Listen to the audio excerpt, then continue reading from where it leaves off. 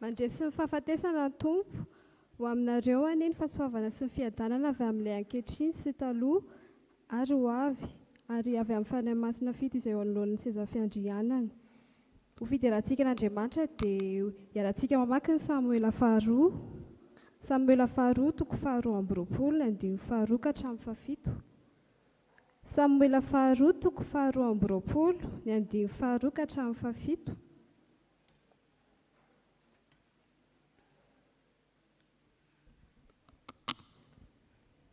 Samuela faharoa toko faharoa amby roapolo ny andiny faharoa ka hatramin'ny fahafito. Rehefa hitantsika izany dia araka ho vakiantsika amin'ny anaran'i Jesosy. Ka hoy izy: Jehovah no harambatoko sy batery fiarovana ho ahy ary mpamonjy ahy.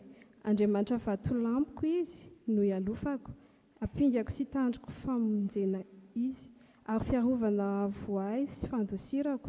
Ry mpamonjy ahy, mahafaka ahy amin'ny fampahoriana ianao, miantso an Jehovah izay mendrika ho jerenao, ka dia vonjena ho afaka amin'ny fahavaloko.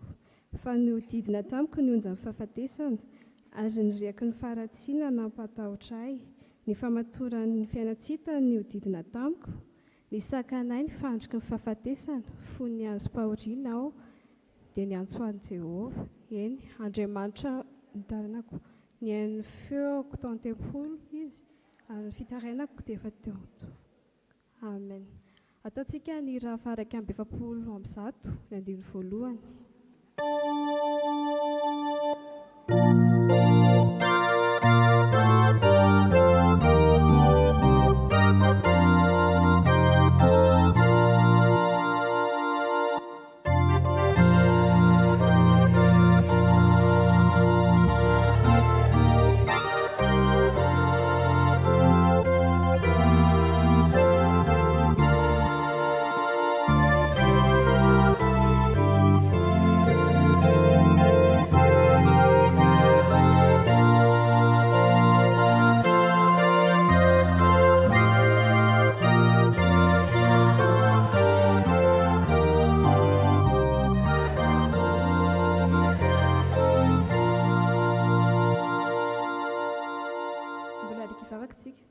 Mbola fanomdera sy mankalaza ny anaranao izay ry Tompo Andriamanitra efa lehibe ny fitiavanao anay, mbola tafavoreto izay amin'izao ora sy fotoana izao. Misaotra Tompo satria lehibe ny fitiavanao, tsy takatry ny sainay, mbola nitsangana ianao ka mbola ho avitra ho anay tsirairay avy. Misaotra Tompo satria tsy afaka miaina izay raha tsy misy anao, tsy afaka anatanteraka ny zavatra rehetra izay raha tsy manana anao Andriamanitra.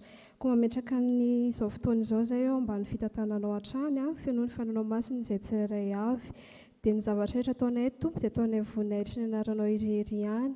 Koa izany vavaka izany Tompo dia sitrakaina nakambana izany amin'ilay vavaka tsara nampianarinao manao hoe: Rainay aho izay any an-danitra, mamasina ny anaranao, ho tonga ny fanjakanao, atao ny sitraponao ety an-tany taky ny any an-danitra.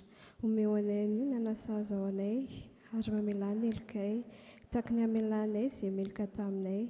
Aza velona fakapanahy manafahanay amin'ny ratsy, anao ny fanjakana sy ny hery ary ny voninahitra mandrakizay. Amen. Ataontsika ny raha 720 ny andiny voalohany mialoha vaky teny.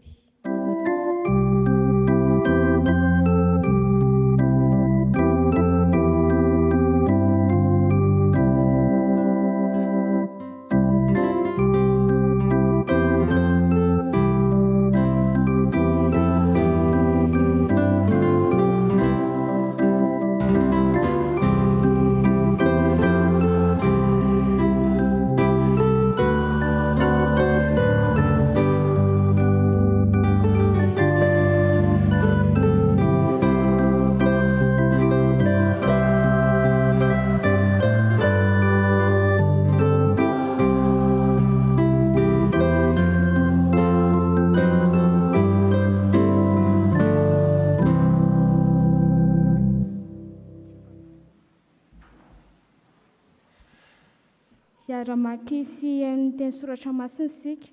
Izany dia hitantsika ao amin'ny filazantsara araky ny Jaona toko faharaiky amby roapolo ny andiny voalohany ka hatramin'ny fahadimy amby roapolo. Jaona toko faharaiky amby roapolo ny andiny voalohany ka hatramin'ny 520. Rehefa hita izany dia izao mamaky azy amin'ny anaran'ny Tompo. Rehefa afaka izany dia niseho tamin'ny mpianatra indray Jesosy teo amoron-dranomasin'i Tiberiasy, ary toy izao nisehony: niaraka Simona Petera sy Tomasy izay atao hoe Didimo, sy Natanaela ilay avy tany Kana any Galili, sy ireo zanak' Zebedio ary mpianatra roa lahy hafa koa. Hoy Simona Petera taminy: andeha hanarato aho. Hoy ireo taminy: andeha araka aminao koa izahay. Dia nandeha izy ka niditra ny sambo kely, ary tamin'iny aliny dia tsy nahazo na inona na inona akory izy.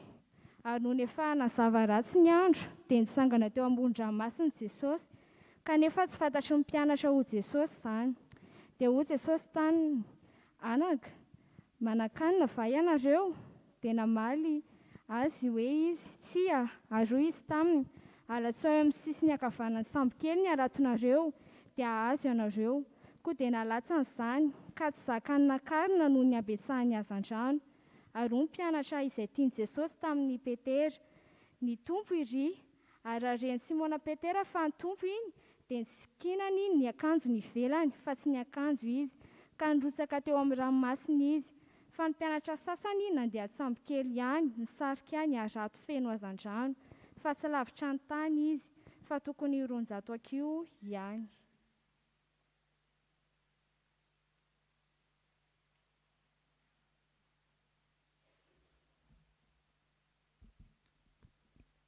Raha vao niakatra teo an-tanety izy dia nahita afinarina teo sy hazan-drano teo amboniny ary mofo. Hoy Jesosy taminy: analao hazan-drano amin'ireo vao azonareo teo. Dia niakatra Simona Petera ka nosarihany ho eo an-tanety ny arato feno hazan-drano vaventy 350. Ary na dia be tahaka izany ary izy dia tsy tritra ny arato. Hoy Jesosy taminy: avia hisakafo. Fa tsy nisy mpianatra sananontany azy hoe: iza moa ianao? Satria fantany ihany fa ny Tompo izy. Ary tonga Jesosy dia nandray ny mofo ka natolony azy, dia vao hazan-drano indray. Izany ny fanitelo nisehon'i Jesosy tamin'ny mpianatra rehefa nitsangana tamin'ny maty izy. Ary rehefa nisakafo izy dia hoy Jesosy tamin'ny Simona Petera: Simona, zanak' Jaona, moa ny fitiavanao ahy mihoatra noho ny fitiavany reto? Hoy izy taminy: eny Tompoko, ianao malala fa tia ianao aho. Dia hoy izy taminy: fa ano ary ny ondrikeliko. Hoy indray izy taminy fanindroany: Simona, zanak' Jaona, moa tia ahy va ianao? Dia hoy izy taminy: eny Tompoko, ianao malala fa tianao aho. Dia hoy izy taminy: andraso ary ny ondriko. Hoy izy faniteliny: Simona, zanak' Jaona, moa tia ahy va ianao? Dia nalahelo Petera, satria izy nanao intelo taminy hoe: moa tia ahy va ianao? Ka hoy izy taminy: Tompoko, ianao mahalala ny zavatra rehetra, fantatrao fa tianao aho. Hoy Jesosy taminy: fa ano ary ny ondriko. Lazaiko aminao marina dia marina tokoa, raha mbola tanora ianao dia misikina ka mandeha tamin'ny tianao. Fa rehefa antitra kosa ianao dia hanindrotra ny tananao, ary olon-kafa no hanikina anao ka hitondra anao amin'izay tsy tianao. Ary izany no lazainy hanambarany fomba ny fahafatesana izay ankalazaina n'Andriamanitra. Ary rehefa voalazany izany dia hoy izy taminy: manara ahy.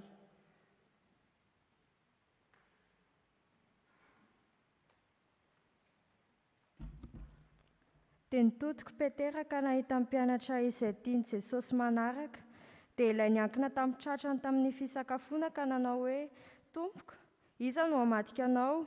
Koa rehefa nahita azy Petera dia hoy izy: Tompoko, inona no ho amin'ity lehilahy ity? Hoy Jesosy taminy: raha tiako hitoetra izy mandra-piaviko, ahoanao izany? Fa manara ahy ianao. Ary niely tamin'ny rahalahy izany teny izany, fa tsy ho faty izany mpianatra izany.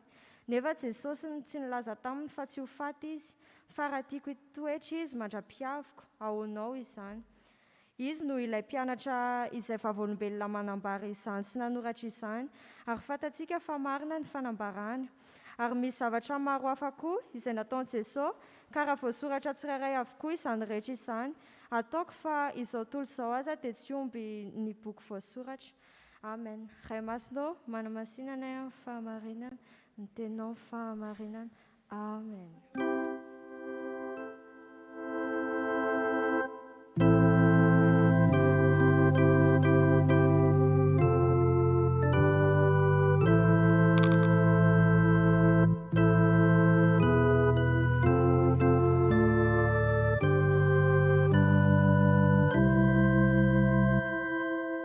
Tsika hivavaka tompoko. Ry Andriamanitra ray zanaka azy fany masina, mbola misaotra anao izay ranomenao an'izao fotoana izao ka nandrendray ny teninao. Raha hotoriana aminay izany teny izany, ampifantarina aminay ny hafatra tianao ampita aminay dia fenoa ny fanahinao masina izahay, indrindra fa ny mpanomponao hitondra ny hafatra. Dia izany mivavakay amin'ny anaran'i Kristy Jesosy. Amen. Petraka tsika.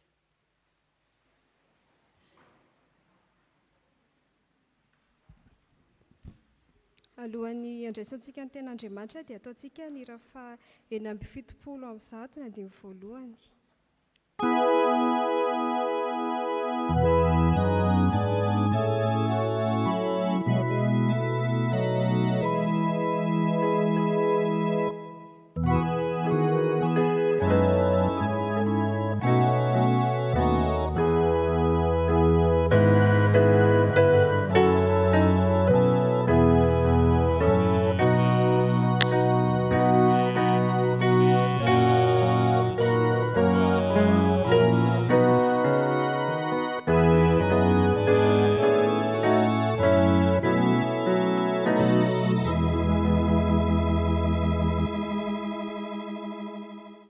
Aminareo rehetra trany ny ravana ny fahasoavana sy ny fiadanana avy amin'Andriamanitra ray sy Jesosy Kristy mpamonjy.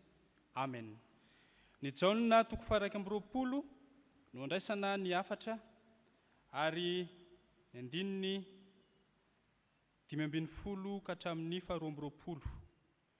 Ny Jaona 1:20 manontolo dia manambara ny nisehoan'i Jesosy Kristy tamin'ireo mpianany rehefa velona indray izy, rehefa avy nitsangana tamin'ny maty izy dia niseho tamin'ny mpianany izy tamin'io fotoana io, fisehoan'i Jesosy Kristy io zany. Ka rehefa niseho tahaka izany ary Jesosy Kristy, rehefa nitsangana aloha Jesosy Kristy dia faly avokoa ny rehetra, isika rehetra koa dia faly satria velona ny mpamonjy antsika, velona koa ny finoantsika. Fa mijanona ho falifaly io fotsiny ve? Fa inona kosa ary no adidy sy andraikitra ho raisintsika mpianany izay faly noho izany fitsanganan'i Jesosy Kristy izany. Dia hitantsika taratra eto amin'ity andininy fa 5:10 ka hatramin'ny 12:20 ity izany.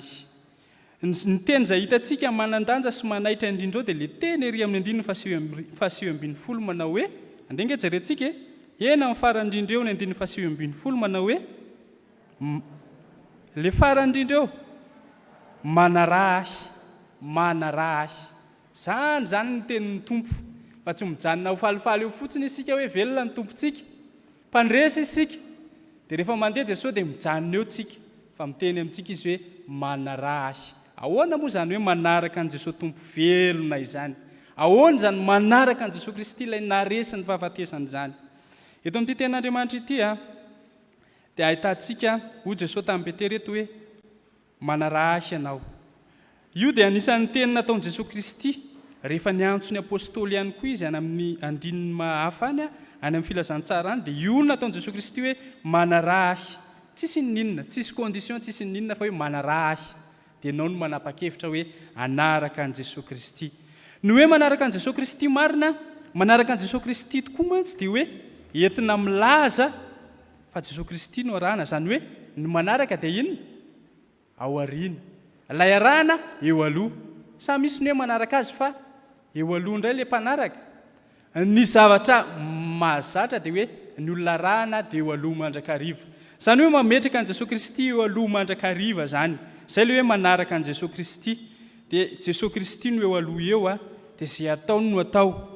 Fa ny hoe manaraka an' Jesosy Kristy tokoa dia hoe manao izay ataony. Ny 4:40 no ahitantsika an'izany. Manaraka izay ataony. Ahoana hoy ny tenin'Andriamanitra ao amin'ny Jona 4:12 izay mino ahy ny asa ataoko no ataony koa. Ary anao asa lehibe noho izany azy izy satria izao makany amin'ny ray. Zany hoe izay mino an' Jesosy Kristy zany no azo lazaina fa manaraka azy. Ireo mpino an' Jesosy Kristy, ireo no manaraka azy. Ka ny asa izay ataon' Jesosy Kristy zany no ataon'ireo olona manaraka azy ireo. Dia maro be na ny asa izay nataon' Jesosy Kristy, ary mety tsy ho vitantsika na ny ray amin'ireny azy. Mety tsy ho vitantsika ny ankamaroan'izy ireny.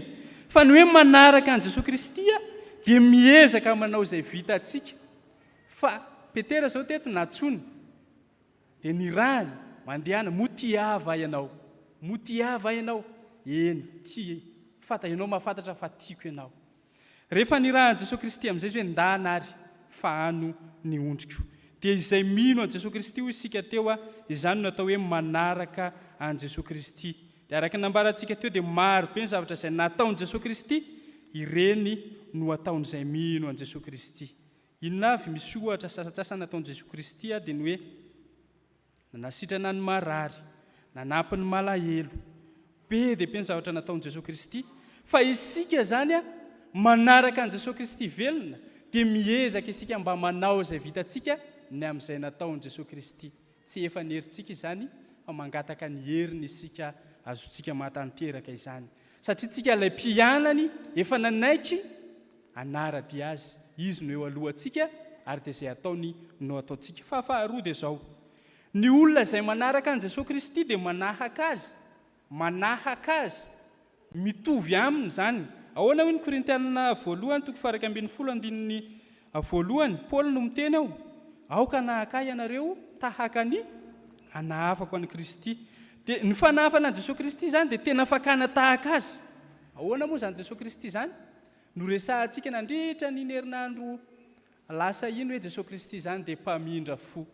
Ka raha ohatra ary ianao mpanaraka azy, mba te hanahaka azy, mahay mamindra fo ve ianao? Mahay mamindra fo ve ianao? Manam-pitiavana ve ianao? Nandefitra ve ianao? Tsotra sy mora fanahy tahaka an' Jesosy Kristy ve ianao? Satria izany ilay toetra an' Jesosy Kristy, izany ilay maizy azy an' Jesosy Kristy. Ka isika ilay asiany manaraka azy dia mila manahaka azy tahaka izany. Mila manana toe-po tahaka izany zany fa adiditsika mpianana izany. Ary izany ilay rehefa niseho izy dia nanambara zavatra maro izay tokony ho ataon'ny mpianany. Dia isika izao velona ny tompontsika dia milaza amintsika koa izy hoe izao ny tokony ho ataonareo, manahafa azy. Manahafa azy. Maro ny toetra an' Jesosy Kristy izay tsara tokony ho tahafintsika fa isany ilay nambarantsika teo hoe mandefitra izy. Tia famindram-po izy ary tsotra sy mora fanahy izy. Tena tiany olona rehetra izy. Fa farany dia izao, ny olona manaraka an' Jesosy Kristy, ny mpianatra izay manaraka an' Jesosy Kristy dia mandeha amin'izay alehany. Izany no atao hoe manaraka.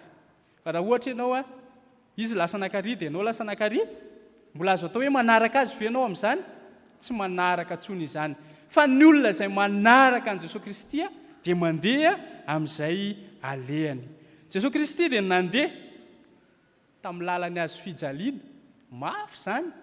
Dia ahoana? Sa ve tsika? Sa hiverina? Mety misy fahoriana amin'ny fiarahana an' Jesosy Kristy. Mety misy fifaliana koa miaraka amin'i Jesosy Kristy. Fa ny tena fifaliana dia misy fandresena miaraka amin'i Jesosy Kristy. Ary izany no voanakalazantsika amin'izao andro Pasika izao, fandresena ho antsika. Ka isika zany rehefa manaraka an' Jesosy Kristy dia miaina fandresena miaraka aminy. Manaraka azy, manaraka izay alehany, ilay fandresena, na dia mandalo fahoriana azy izy, nandalo fijaliana izy nandritra ny fotoana tamin'iny herinandro lasa iny, fijaliana, fahoriana ny ainany. Fa mivoaka ho mpandresy izy. Dia izany ny tena fifaliana lehibe ho antsika. Fa isika rehefa mino an' Jesosy Tompo, manaraka an' Jesosy Tompo, dia miaina ilay fandresena izay niainany ihany koa. Jesosy Kristy dia nizotra tamin'izany lalana izany, ka izany koa no izorantsika fa farany dia zao Jesosy Kristy dia nandeha nizotra ho any amin'ny fiainana mandrakizay. Ahoana anaraka azy ho any sika sa hijanona? Anaraka azy isika satria tsika mpianany miaraka amin'ny any amin'ny fiainana mandrakizay. Ary zany ny ten'Andriamanitra hoe raha eto amin'ity tany ity ihany, eto amin'izao tontolo izao na antenantsika an'i Kristy dia maninona? Manitra indrindra isika fa ny tombony lehibe ho antsika amin'ny fanarahana azy, izy mizotra ho any amin'ny fiainana mandrakizay. Dia manaraka azy isika miara-manjaka aminy, miaraka miaina izany fiainana mandrakizay izany ao aminy. Jesosy Kristy niseho tamin'ny mpianany no hitantsika eto, ary dia manambara manome toro-lalana ho an'ny mpianatra, fa manome toro-lalana ho antsika koa izy hoe manarahy. Ka rehefa manaraka ahy dia izay ataoko no atao. Rehefa manaraka ahy ho Jesosy dia inona koa? Mandeha amin'izay alehako. Rehefa manaraka ahy dia tonga ho any amin'ny fiainana mandrakizay. Ho azy ny voninahitra fa ho amintsika kosa ny fandresena. Amen.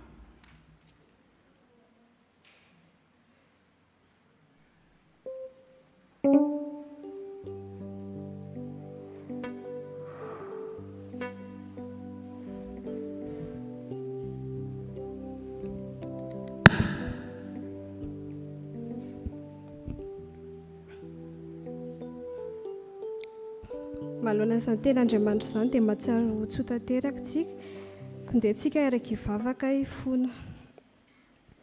Misaotra anao izay Jesosy satria lehibe ny fitiavanao anay fa mbola nomenao izany hafatra izany izay amin'izao sy fotoana izao.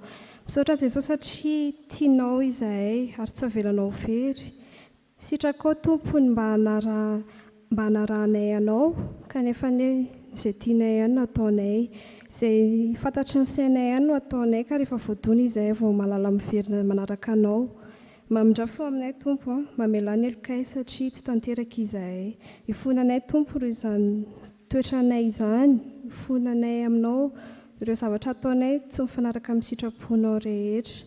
Koa manoloana ny tenao Tompo dia vonona izahay hanaraka anao, fa tsy ho faly fotsiny izay Tompo fa hoe Pasika ny andro, fa tena ho faly izay satria vonona hanaraka anao ary koa voaka-pandresintoanao Jesosy Kristy, dia ny fiainanay sy ny mombanay rehetra dia apetraka eny sankininay fiainao am-pelatananao. Dia amin'ny anaranao Jesosy Kristy no angatanay zavaka izany, sotra Jesosy. Amen.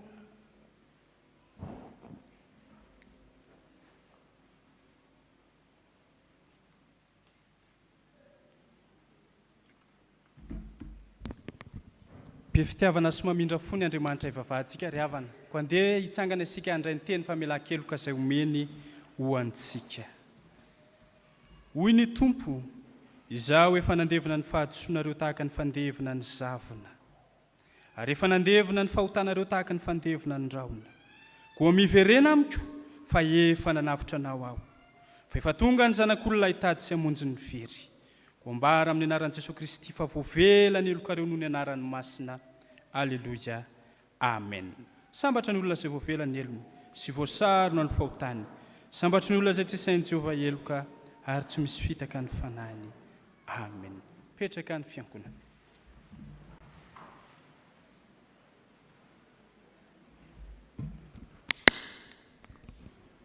Tonga fotoana rakitra tsika dia ataontsika ny hira fanampiny raika amby 200.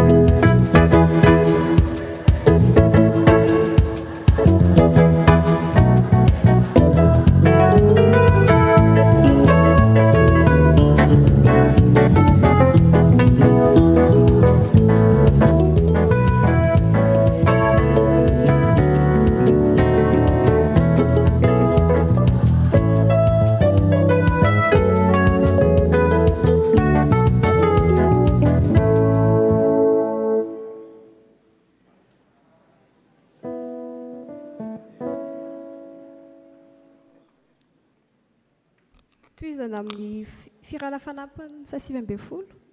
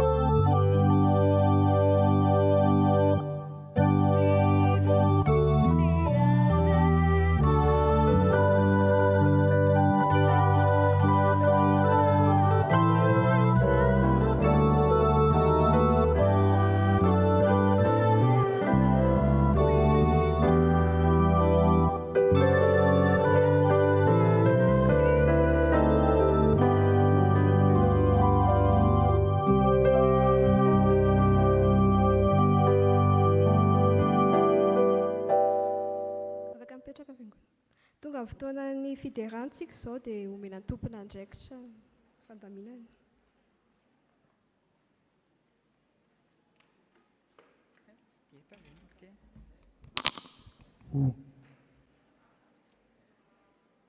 mandrisy ny fahafatesana ny tompo araka ny soratra masina dia tsy maintsy mitsangana maty Jesoa. Miarabantsika rehetra riavana amin'izao pasika hariva izao andehantsika hifampiarahaba. Ao anatin'izany fifampiarabana izany dia miakatra avy hatrany ny sampanasa asa fitorinan'ny filazantsara hanatanteraka ny anjarany. Tahaka izao ilay fifampiarabantsika. Salama namako, salama namako, salam, salam, itayanao, Andriamanitra itayanao, Andriamanitra, salam, salam. Miara-mamerina tsika ary mba azoazonareo ilay izy. Salam, salam, itayanao, Andriamanitra itayanao, Andriamanitra, salam, salam. Verina. Salama namako, salama namako, salam, salam, itayanao, Andriamanitra itayanao, Andriamanitra, salam, salam. Sotra tsika rehetra ry havana. Vonona ve tsika sampanasa FF? Ilay mpitendry no mbola andrasana.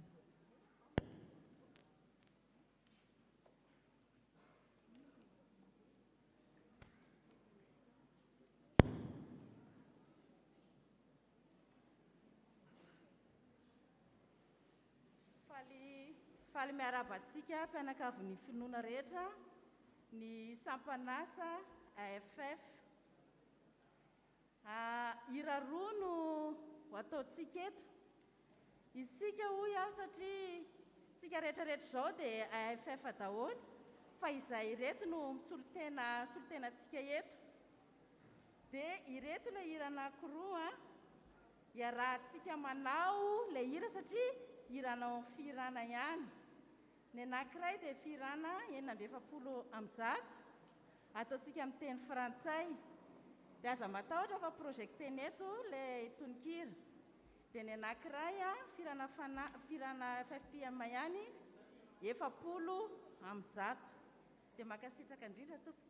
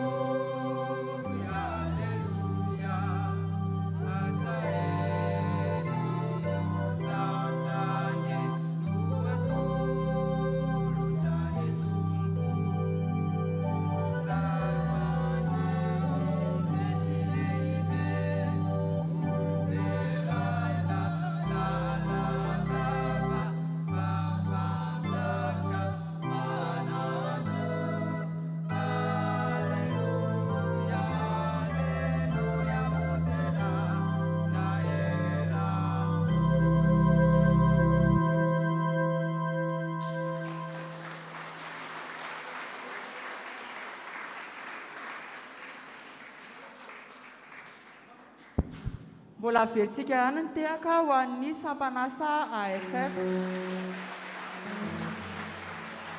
Ho fisaorantsika ny zareo a dia misy fisaorana kely izay anaratsika minao fefahatsika rehetrarehetra le izy a mitena hoe aiza ny nataony dia nareo misaotra misaotra dahoary aiza ny nataony misaotra misaotra aiza ny nataony misaotra misaotra dia tonga dia hiakatra aty anoho ny fandaharana ny sapana dorikasy a dia raintsika mitehaka mafy be zareo mandrapatonga zareo aty.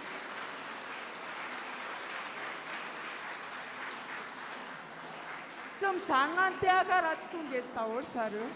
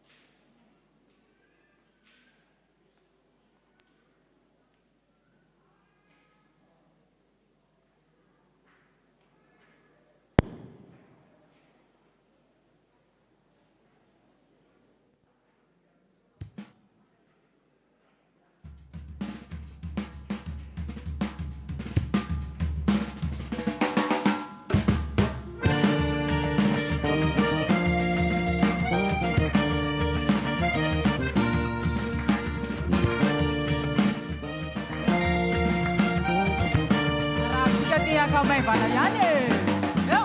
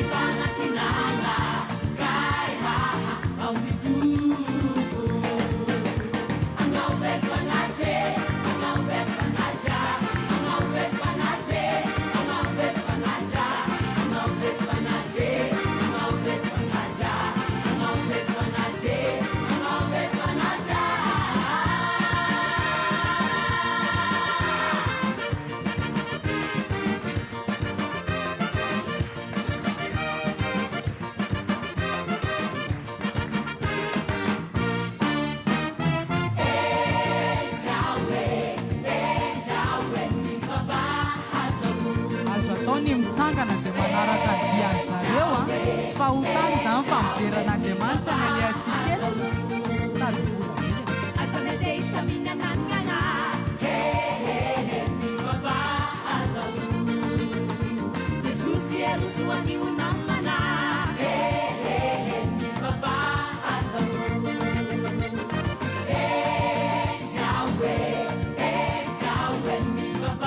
raty le izy raha ohatra tsy hainareo.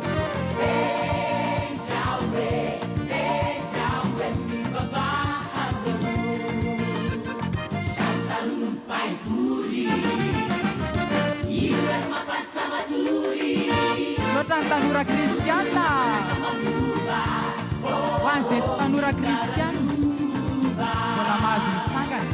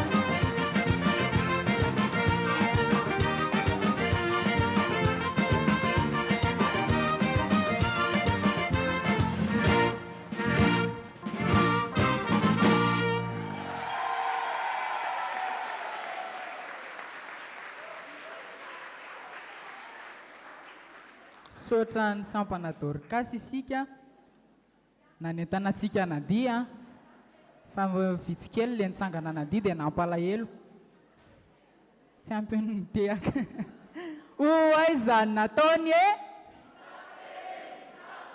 oay zany nataony e metsika tehaka mafy be ry havana ny sampana Dorcas.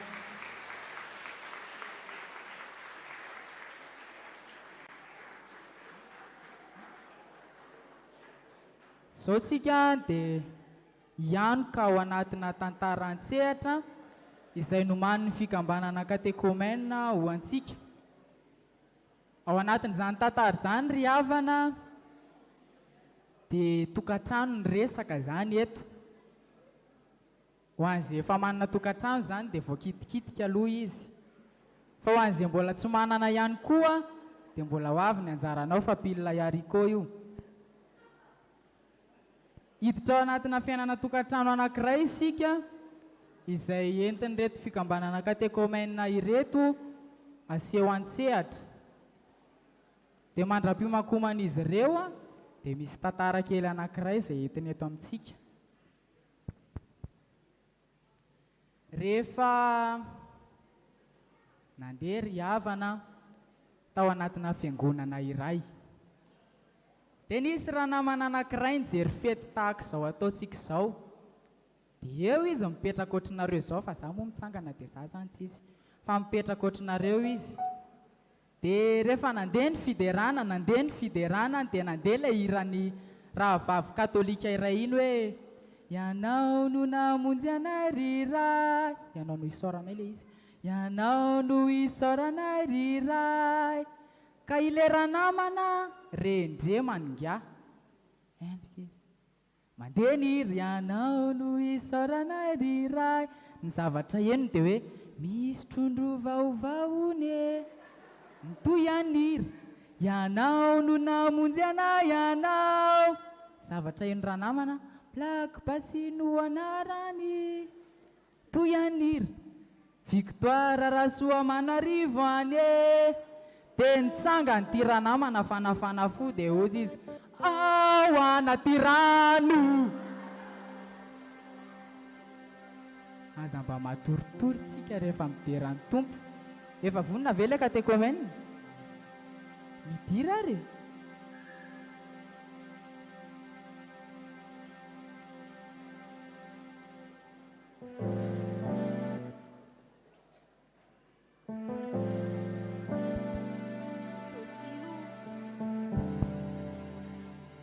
Josilo anarako 5 taona aho ary maranjalaka lahy. Iombana 17 taona.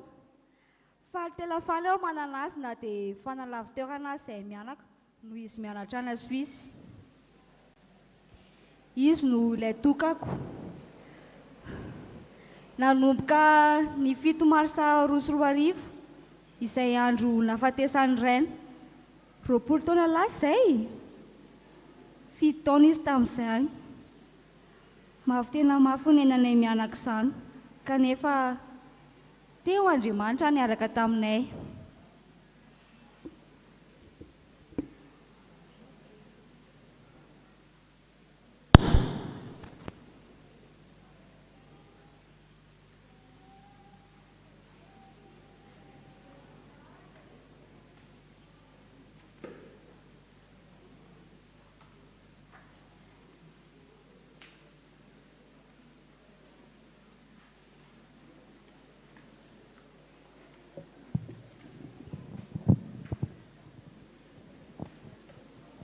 Bon, samy maka poste tany aby a, dia zavatra rehetra ndresana tany amin'ny briefing natao tsy hanampiana tsy hanalana. Mazava?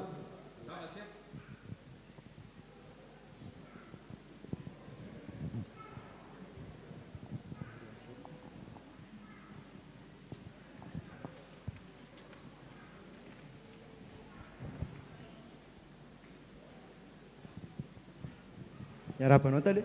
Salama. Salama tompoko. Izy no mahafaka conducteur de travaux dia izy no Océane, le gestionnaire de stock niresahako anao iny. Dia izy no miandraikitra ny resaka inventaire ny entana tonga sy mivoaka, izany hoe ny stock rehetrarehetra. Dia période de ces 3 mois izy dia ianao no miandraikitra ny encadrement anazy amin'izao voalohany izao. Ankoatr'izay misy an'ilay projet ny Antsirabe. Mandalo manao inspection antsika amin'ny talata amin'ny 7 départ dia miomana amin'izay daholo ny tsirairay. Voray tale? Voray tale. Faly mahafantatra ny Océane? Faly mahafantatra monsieur mahafaka? Za kosa e, atao ve mahafaka fotsiny fa tsy monsieur mahafaka e. Sao dia manahirana be izany. Tsy maninona izany. Hono a, ianao ve efa niasa tamina secteur bâtiment taloha? Oui, efa 2 ans d'expérience atao amin'ny trano raitra. Mahafinaritra kosa sady tsara mihitsy miara-miasa amin'ny vehivavy rehefa efa expérimenté izy. Misaotra.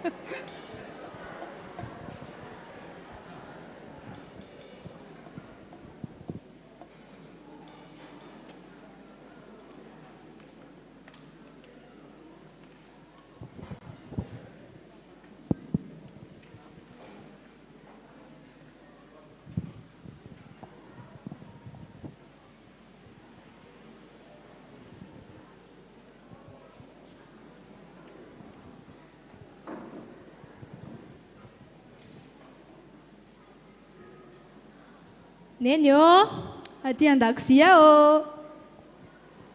Ny sara bulletin izay androany. De fatelo. Na faroa. Na oa. Farany. Andray. Voalohany. Ie, voalohany. Félicitations sana. Zaho rehefa tonga dada dia aseho anazy izay fa zaho aloha dia anoha vetivety anoha sakafo vetivety. Okey, lalao aloha izany.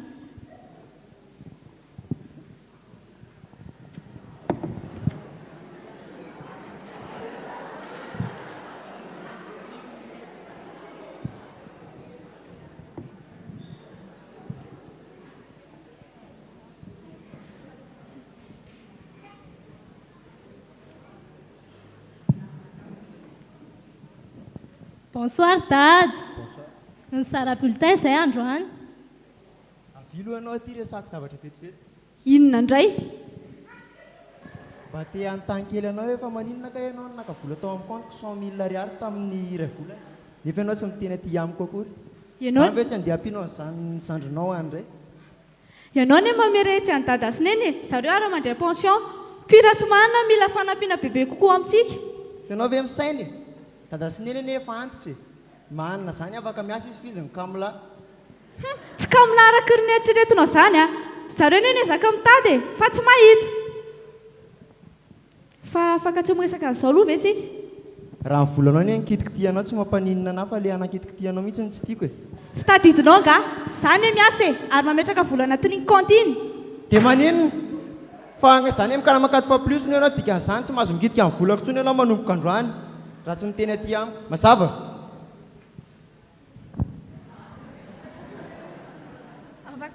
Afaka misakafo milamina amin'izay ve tsika? Izay ataonao any.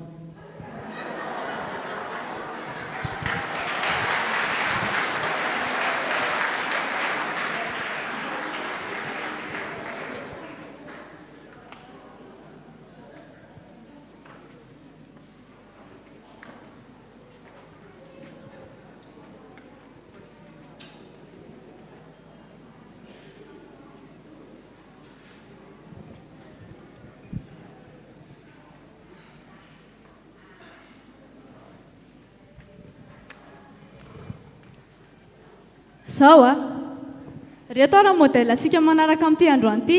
Zarareo ihany ny groupe nareo miandraikitra ny robe rose ary nareo miandraikitra ny robe fotsy.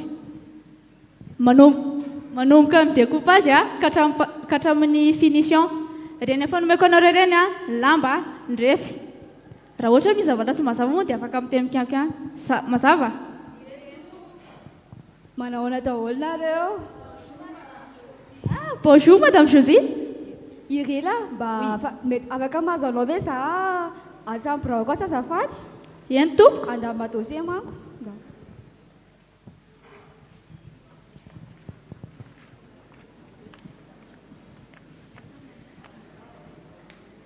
Reto ary le dossier. Sandra betsaka. Waa, tsara be.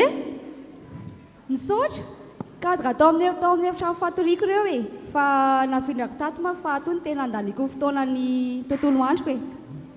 Hitanao, ao anatin'iny tena ireketako ny zavatra ataon'Andriamanitra e. Na rehefa sendra kivikivy iny ary aho dia ao anatin'io no ahafantarako fa ninona mitranga dia tsy mialaniko izany Andriamanitra. Mba tena anao ohatr'izao koa. Inona moa manakana anao tsy anoatra izao e? Raha riva ihany dia ataovy. Hoy ny tena Andriamanitra izay hoe aza misy adinono ny fitahiany rehetra. Ka ny fotoana mihitsy eny tsy ananako e. Aiza moa nareo mivavaka? Ao amin'ny chapelle militaire Baibe. Izany hoe mivavaka izany ianao? Indraindray ihany. Indraindray miteny ianao teo hoe indraindray ianao za mivavaka dia indraindray ianao tsy mivavaka? Fa arakaraka ho fotoanako. Araka ny hevitra ao ary, ahoana fifandraisanao amin'Andriamanitra? Mafana sa mangatsiaka?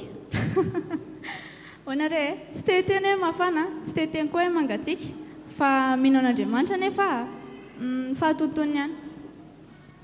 Isotro kafe ka aloha ve ianao e? Ento? Draso ary vetivety.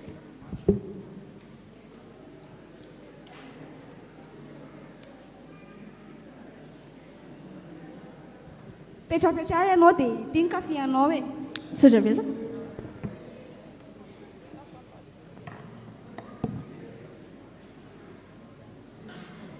Sotra? Tsisy isaorana. Ody. Manino? Fa ohatrany tsy dia ohatrany matimaty izany kafe izany. Tena ohatran'izany mihitsy ve ny itiavanao azy? Ny aloha mafana tsara e.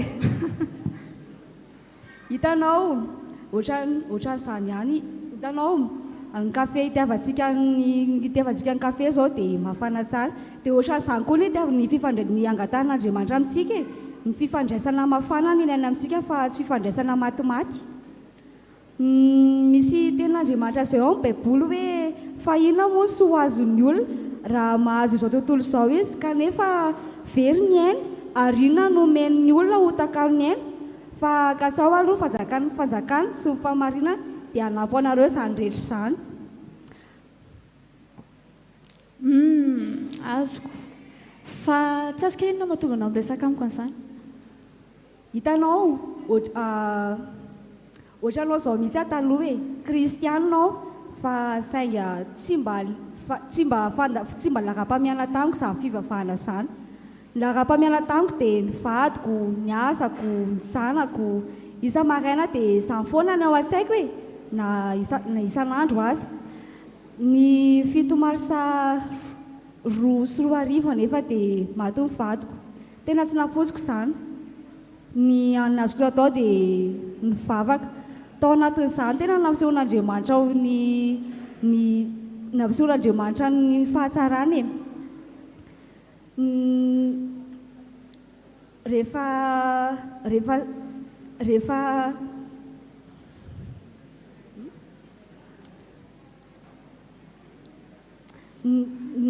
hitako tsapako tsara nefa izany dia nanomboka teo aho dia vonona ny andinika ny soratra masina ary vonona koa izany hanaradiana azy. Dia inona izany no tian'Andriamanitra ataoko hatreo amin'ny fiainako raha ohatra ka hoe miady amiko lava ny vadiko? Hitanao, misy pastera iray izay ihany e, dia izy no afaka anontaniantsika, dia izy koa nefa afaka mevalona fanontaniana mahafapo anao tsara. Malalaka ao rapitso, indrindra amin'ny heure de pause iny, raha mety aminao? Mety tsara ka. Eny ary, rapitso izany. Ihany ary.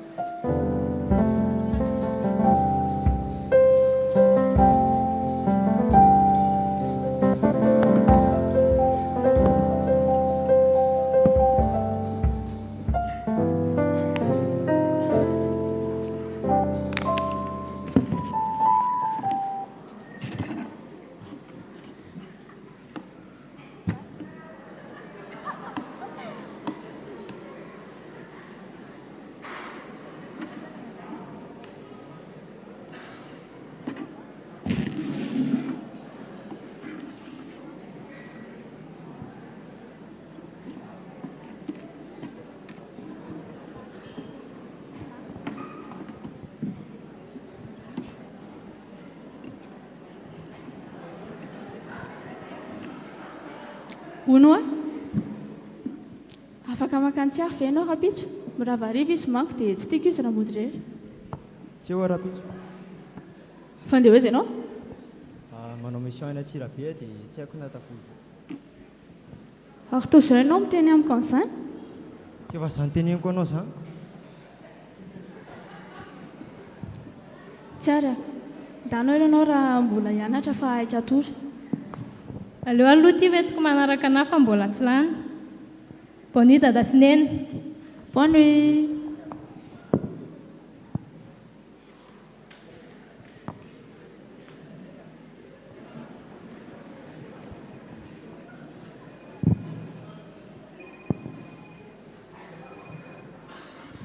oui allô bonsoir Iry ina vaovao tena miala tsinky fa tena tsy manam-bola efa indriana fa manify be ny portefeuille efa farany volana eny ary izaka hitady any a miantsondriana ary efa mahita izay tafandrimandry Iry angale teo ie fa nahita asa omanina mbola fa izy moa izany tena mitady sy modimody mitady ohatrany fataony hatramin'izay ka na izany na izany tsy fotony raha mihitsy any raha tsy mahita asy maniny zareo ny mba miezaka mitady any fa tsy mahita ny adalan'ira koa ny tena ambady an'iny kola sady tsy miasa tsy kamilay vola-tsakafony zareo mandritry ny ty herinandro ty ve dia mba tsy fotsika ao anazy le izy anie indramina fa tsy omeny ka tsy tea mian'izany tsy vola 5 millions iny nangatahany aminao fa 250 000 francs tsy amiao andray zany toetranao zany iza mba afaka manampy anazy akoatra na zokiny tena mangavy anao rehefa tsy hanampy anazy azy ianao dia tsy maninona fa ataovotronay vadinao no anaovanao an'izany tsy mazava ve tsy ame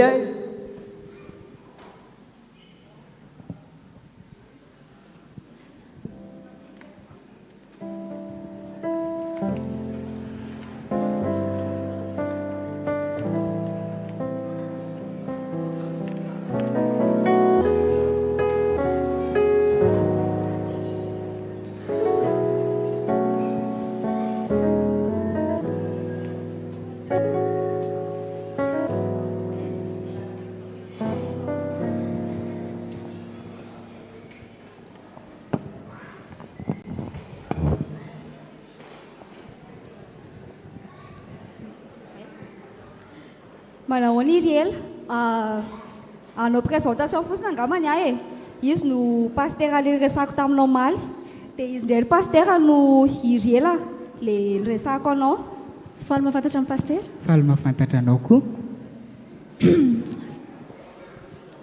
raha ny hevitrareo ary mety ve zany hoe andehanao mission izy rapitso dia androany alina izy vao miteny anao navinavina be hoe andeha eo rapitso mety tafodina tsy vita n'izany moa mba mangataka fanampiana iva ty aminay vady moa zadrinay dia zareo manko somary sahirana ihany dia inona ho sisy nareo ny avaliny izao ka atao menina zandrina sy mivadiny tena hoe lehilahy tsisy ilevana azy miavinavina tsy mirarava andeha manjana kokory za sura fa misy olona miaraka aminy any ambadika any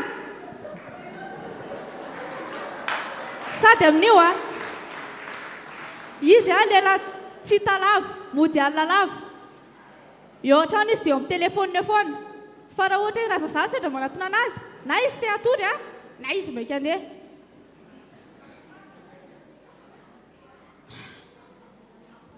fa mampalelo anazy zanako ohatrany hoe zaza tsy manandray ireny tsisy iraraina an'izay zanany akory eny azonay tsara ny tianao tenenina fa tena tovoka tanteraka aminy aho miezaka foana amin'ny teny mora aminy miezaka foana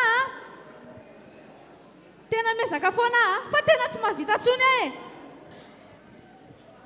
ohatra re mpavary re izay ao an-trano raha fitiavana tsy hisy tsony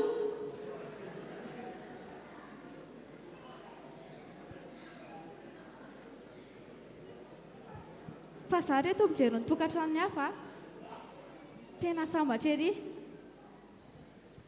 irela mitony loha ianao hoe hitantsika ny valiny omen'ny tompo anao. Efa elaela ihany ianao ny teny teo. Avy mihitsy loha eto akaiko eto. Soaraka izany eto ny sezanao. Izao mantsy noho izy. Ovakitsika ny voalazan'Andriamanitra. Ny voalazan'ny soratra masina manoloana n'izany olanao zany.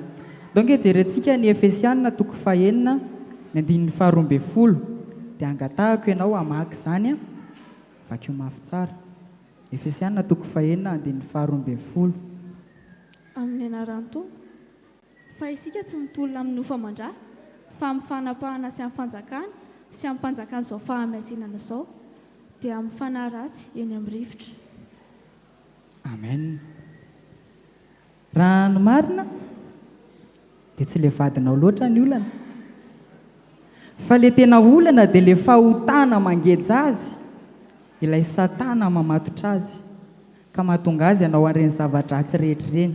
Izany hoe ny devoly izany ny fahavalonao. Devoly ny fahavalonao, marary ny vadinao, mila fitsaboana izy, mila fanasitranana izy, dia ianao no anisany no fidian'Andriamanitra hitsabo azy. Andriamanitra te hampiasa anao mba hanasitrana ny vadinao amin'ny aretin'ny fahotana. Tian'Andriamanitra ianao hanampy azy dia hanohana azy mba hivoahany ao anatin'izany ka tsapany ny famonjena mba hahitany izany hoe fiainana miaraka amin'ny Jesosy Kristy izany. Ary rehefa mahatsapa ny famonjena izy dia voavonjy koa ny tokantranonareo. Azonao loatra eo? Azoko tsara. Dia mission anao zany dia izao, raha azonao tsara ilay izy, mivavaka. Ataovy mafana tsara ny fifandraisanao amin'Andriamanitra, mivavaha mandrakariva, vakio ny soratra masina, dia mangatany fany masina hanazava aminao izay tian'Andriamanitra hambara aminao. Dia rehefa mivavaka ianao dia mitaona ny vadinao mba hiaina ilay hoe Jesosy ny tompo sy mpamonjy azy eo amin'ny fiainany. Izany hoe tao aminao izy amin'ny mpitiavana sy amin'ny fahalemem-panahy mba hanatona an'Andriamanitra. Tsy ianao akory manova azy tsy vitanao zany, sady tsy anjaranao akory, fa anjaran'Andriamanitra zany. Ny anjaranao dia mivavaka. Mivavaka ho an'ny vadinao ianao, mivavaka ho an'ny tokantranonareo. Ary ento eo ampototry ny azo fijalian'i Jesosy Kristy izy mba hibebaka amin'ny fahotany. Raha tonga eo izy dia ho tanteraka ny voasoratra hoe voaomby miaraka amin'ny Kristy amin'ny azo fijaliana ao ary tsy izao tsony no velona fa i Kristy no velona ato anatiko. Tsy tianao hoe ho velona ao anatiny ny vadinao fe Kristy? Tiako mihitsy ka. Tianao koa hoe ho velona ao amin'ny tokantranonareo Kristy? Dikan'izany dia izao ento ambavaka izy. Rehefa mahatsapa ny asa-pamonjena nataon'i Jesosy Kristy teo amin'ny azo fijaliana zareo dia ho hitanao fa tena ho tonga olom-baovao. Dia ao anatin'izany mba hatongavana amin'izany rehetra izany dia ampitomboy ny finoanao, ampitomboy ny fifandraisana amin'Andriamanitra. Fa rehefa vitanao izany an'Andriamanitra ny toyiny. Ny soratra masina milaza hoe minoa an' Jesosy Tompo dia ho vonjeny ianao sy ny ankohonanao. Mila mino an'Andriamanitra ianao dia voavonjy ny vadinao, voavonjy ny zanakao, voavonjy ny tokantranonareo. Ka ao anatin'ny fotoana karentsika izao dia izao dana mamonjy herinandro masina dia antsika manampy ny fahalalana momba n'izay fifandraisana amin'Andriamanitra izay. Mazava tsara izay. Dia alohan'isa rahantsika dia andao hivavakantsika ho an'ny tokantranonao fa indrindrindra ho anao izay hiatrika ny ady amin'ny fanahy eny amin'ny rivotra. Raha eo misaotra anao izahay fa mbola nomenao ity mpanomponao Iriela izay mitondra ny azo fijaliana eo anatrehanao. Ianao Tompo ny mahalala izay rehetra nolazainy ary na izay tsy niteneny ary dia fantatrao izany. Koa ny angatanay aminao Tompo dia tehirizo izy amin'ny finoana. Atanjao ny finoany mba azony mandresy ny asan'ny satana eny amin'ny rivotra izay tsy mahavoka-tsoa akory. Dia manjaka ao amin'ny fiainana ianao Tompo ary manjaka eo amin'ny tokantranon'izy ireo. Amin'ny anaran'i Jesosy. Amen. Zay zany fa dia misaotra anao Sotranao Madame Josie napetranao Saotra anay. pastera, ianao Saotra tena betsaka isaorana. pastera.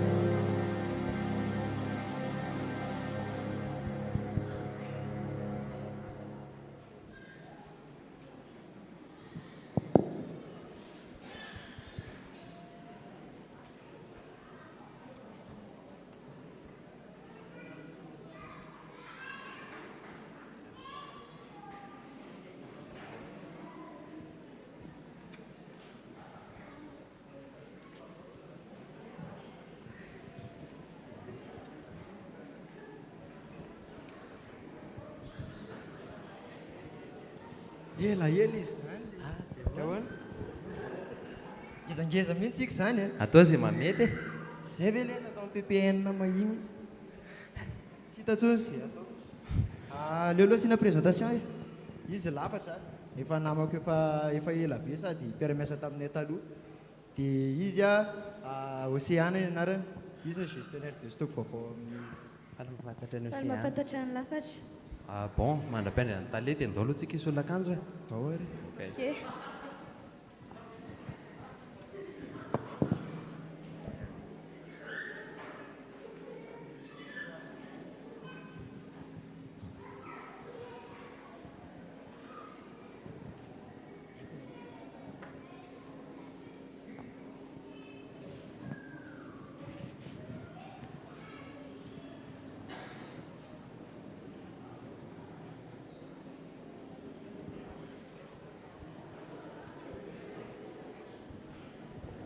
Manao niry ialao?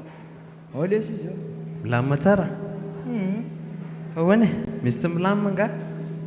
makaleo be lesa zavatra ataony la ve lesy vao tonga ao an-trano dia voasermonina fa tsy mety tsony fanambadianay Misaraka ahoana ary? Tadiova vady nikenina teo amin'ny altara eny, nikenina tamin'ny fahalemena iny fa tsy ny fahatsarany ihany.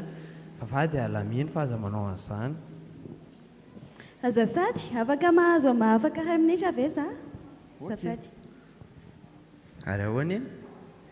ahoana Loza ala miaraka amin'ny sipiny aty ambadika ity dia hoe hisaraka amin'ny riel. Za kosa aloha tsy manaiky an'izany. Tadiova namany lahy no sady témoin tamin'ny mariage ny lahy. Tadiova témoin lahy no vadiny kely teo anatin'ny Andriamanitra iny. Tsy manao an'izany. avelao an'izany resaka izany fa efa iny tale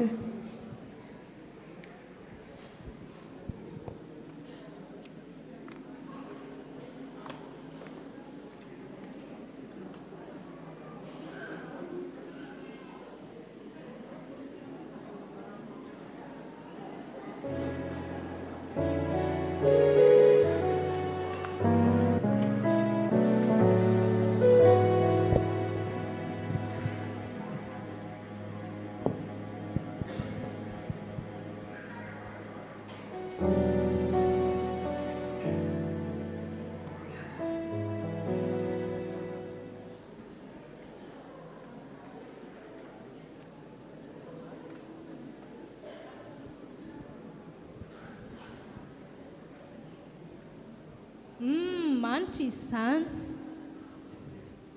Vita ve? Ohatra mbola tsy masaka aloha fahitako anazy ity fa mety asiana rano angamba.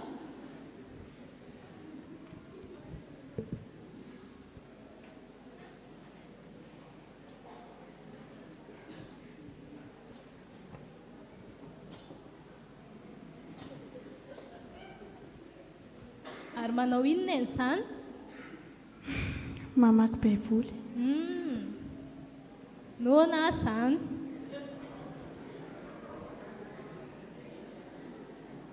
Toa hitanao daholo iny reny akondro ireny? Entiko eto amin'eny ety e. Fahaka anankiray a. Mazotoa ary neny e. Misaotra tsara.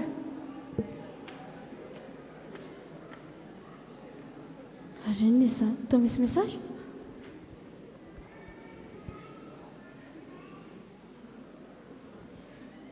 Bonsoir ndry. Hitako aty atsika be aty mahafaka miaraka amin'ny sakafo amin'ny sipajejo be io. Sady tsy malala menatra mihitsy reto izy. Tsy miaraka tsony anganareo. Nalefako MP-ana ny sary. Zany?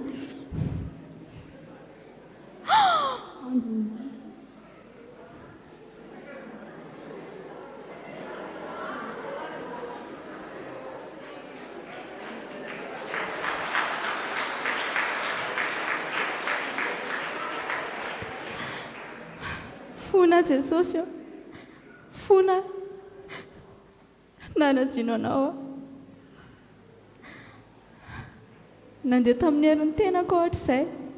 Ary nahery tsy nila anao mihitsy aza. Mamela ahy Jesosy eo. Noho ny amin'ny ranao. Ary esorana anatin'ny tokantranonay ny asan'ny Satana. Ary tompo faingo ny fo mahafaka. Afao amin'ny herin'ny ratsy izy tompo. Oka ianao rery any Jesosy eo. No andihy tsy hanapaka ireo tokantranonay. Amen.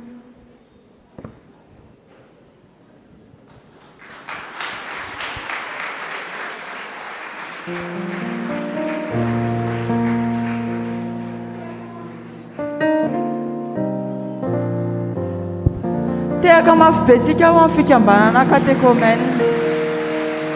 Araka ilay soratra etsy dia mbola hitohy ny zavatra nataony zareo teo izany fa andeha atsotsika ny rantsana tanketsa hanao ny anjara fiderany zareo. Raisitsika mitehaka mafy be zareo.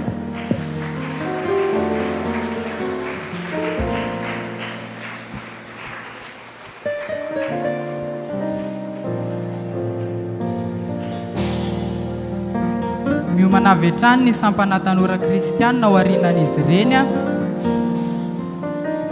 dia omentsika tehaka izy ireo mandra-piakany.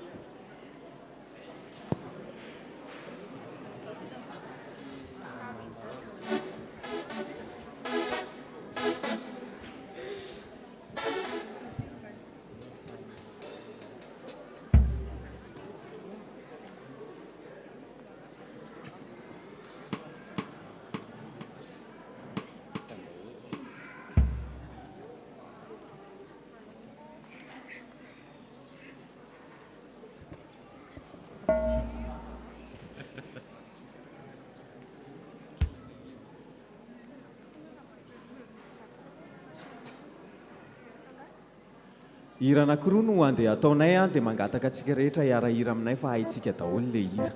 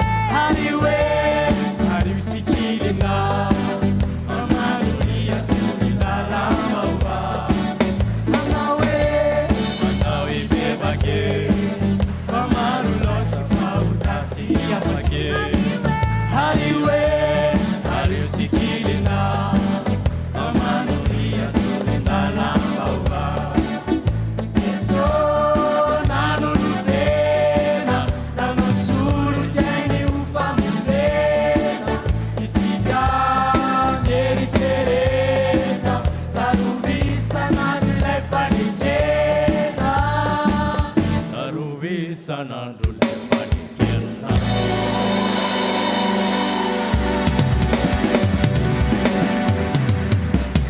Aizany nataony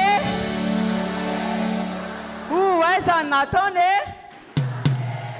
tehaka mafy be tsika ho an'ny rantsana tanketsy. Manaraka andratsana tanketsa dia ndeha ho atsotsika ny sampana tanora kristianina eto amin'ny fiangonana. Tehaka mafy be tsika mandra-patonga zareo ety aloha ety.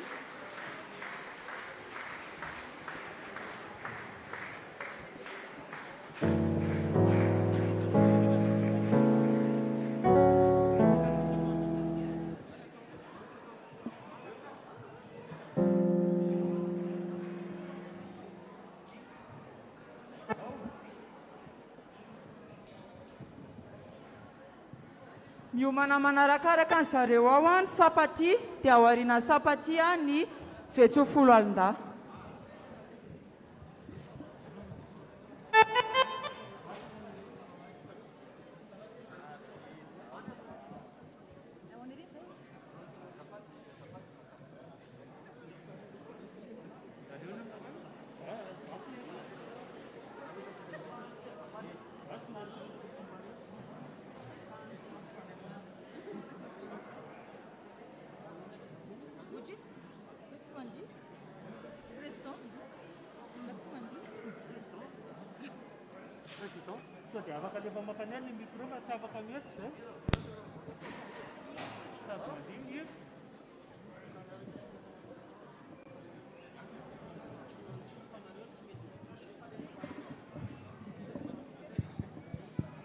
Amin'izao andro fifaliana lehibe izao dia fifaliana ho anay sampana tanora kristianina manolotra ho antsika anjara hira anankiroa.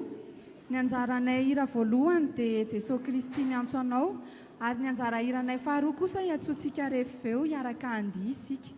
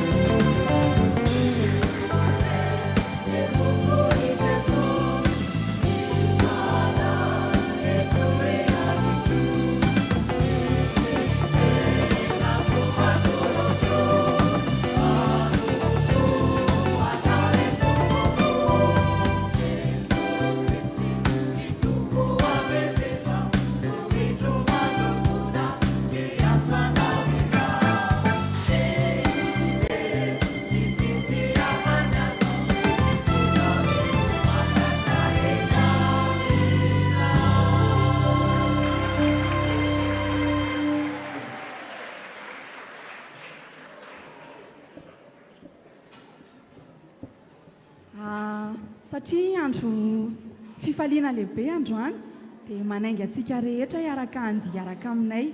Dia tsotsotra ilay izy satria dia gasy dia afaka manaraka daholo ianareo.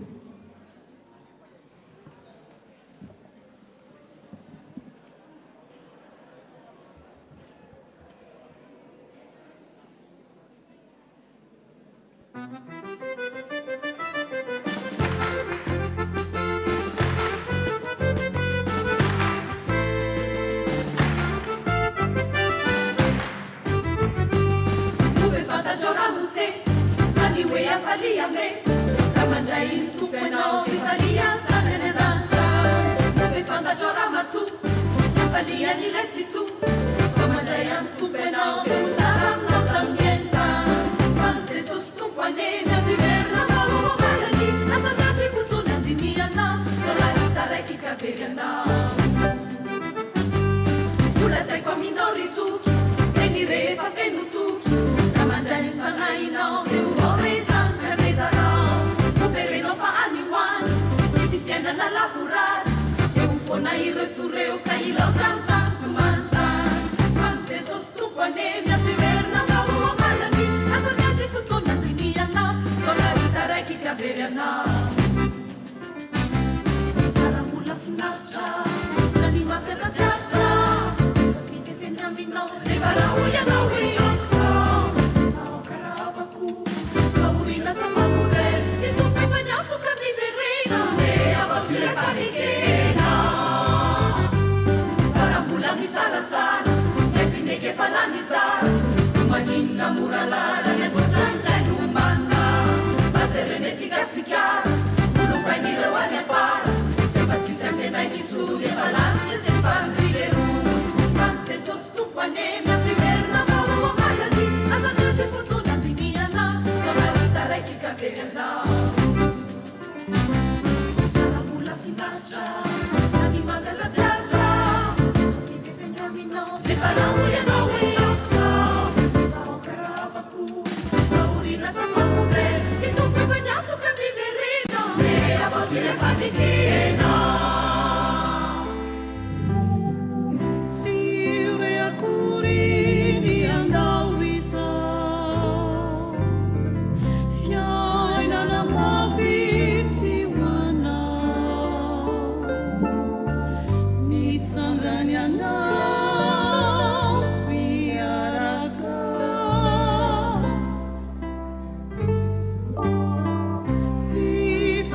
Ifampitantana izao sy anao Ibantina fiainao vaovao Ani Jesosy sakaiatry any ety Mifalefa miandry anao izy Fifalinindray Mitrovao iainana Mitsiaro ny taloha Efa nalefonao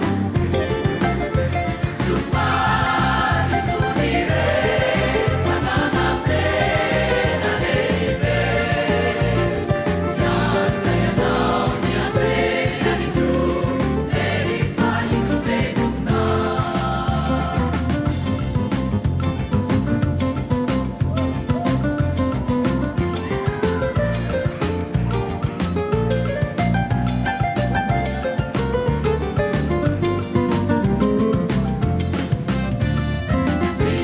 Fifalinindray Mitrovao iainana Mitsiaro ny taloha Efa nalefonao Sofaly tsonire Fananantena lehibe Miantsay anao mianjely any to Iaina indray Velona Ratrisa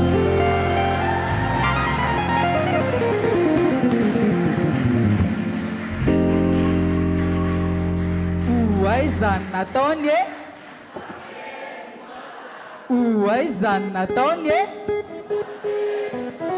Miakatra avy hatrany ny sampana mpanazava stily Misy toy anky aloha iny misaotra iny aloha fa adino e Ohatrany misaotra zao izy iny raha tsy diso ary sampaty e MISAO TRA misaotra Any e Ohatrany tsy nandalo tamin'izany zay Enarantsika aloha le toy ankely mandra-piakatra ny sampaty MISAO TRA misaotra Averintsika hatramin'ny voalohany zany le izy Oay zany nataony e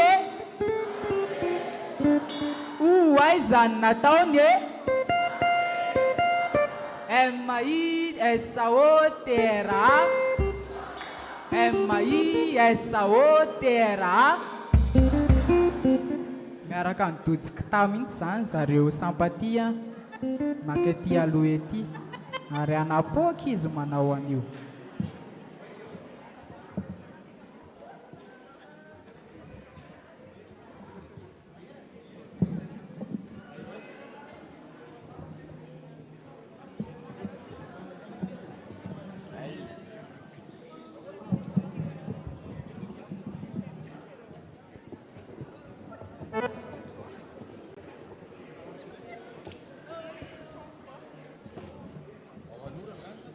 Miomana avy hatrany ao aorianandreo ny vondrona fototra laika amin'ny alalan'ny vintsony 10 alin-da.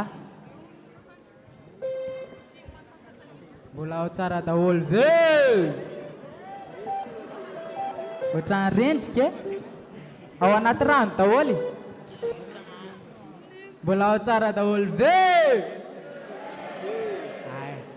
Soatran'ny tompo zany fa mbola ao daholo. Ndao ary.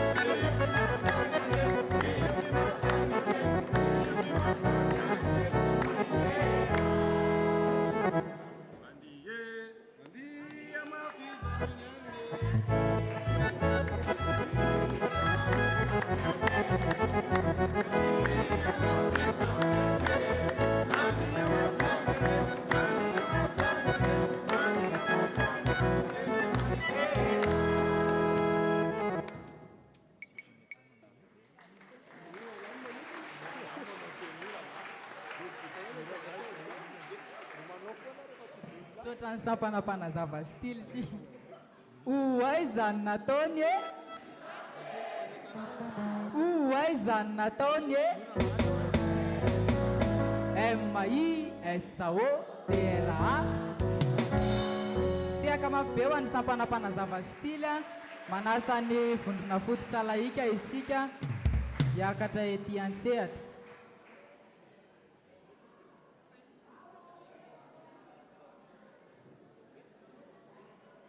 Sody aloha dia efa misy maika hody ny orana mantsy ohatran'ny mbola tsy avy dia mbola tsy tokony mody zany.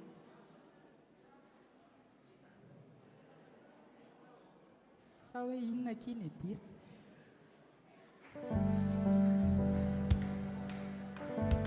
fanatsy miteny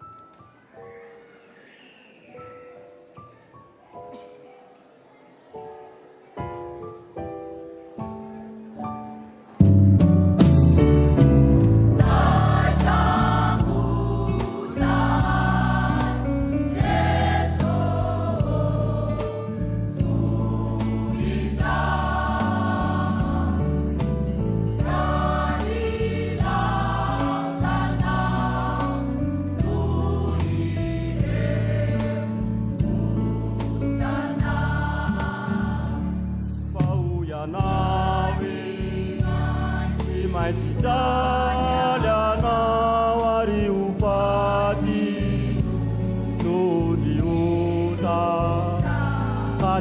kuwa rapagade luna desa gana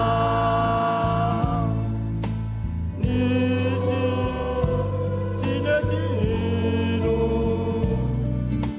nisi cinanam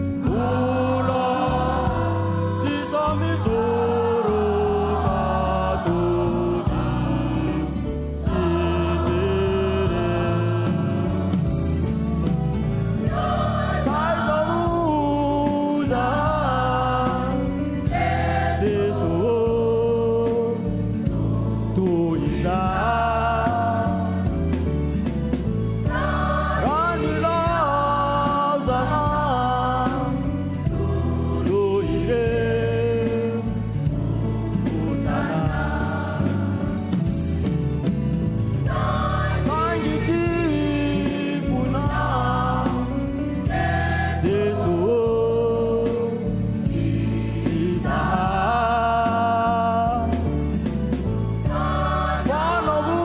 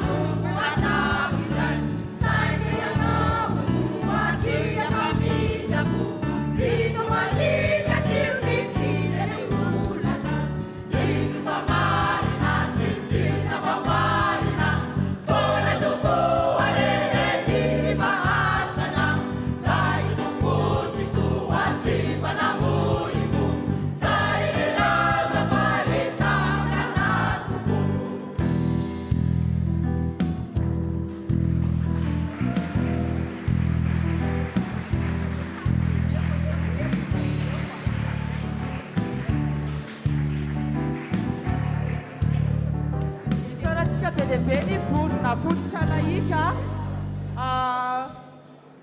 dia ray aryntsika dia anaraka ny tapany faharoa tamin'ilay tantara teo fa mino fa tsindrodona dolo tsika rehetrarehetra hoe inona raha ny faran'ilay izy.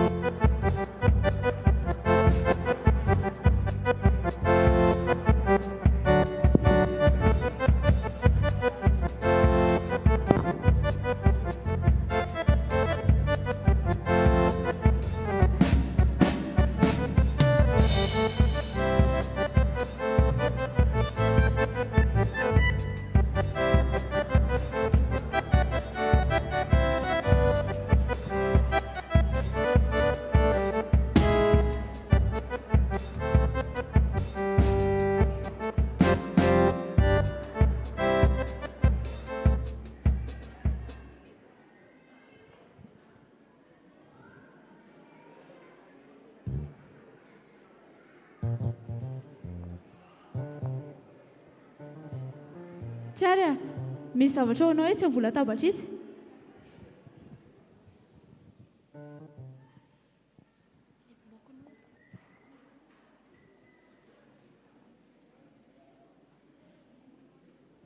Izy roa ve?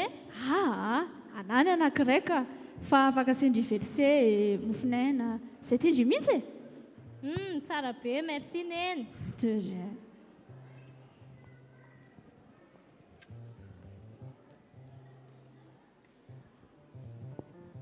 Bonjour dad. Bonjour. Maraina izy izany, fa tafininareo ny aingatany? Tamin'ny efatra sasany. Dia efa nisakafo ve? Mbola misy anjarako ngao? Ie. Alefaso aty zany. Andeha amin'izay aloha ny afatara. Bonne journée nareo.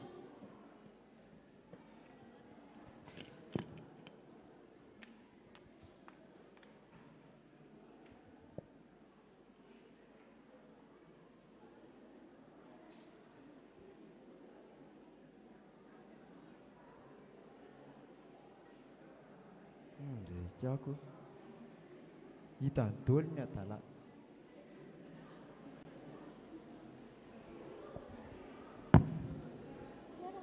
Sotra. Iaraky vavaka sika.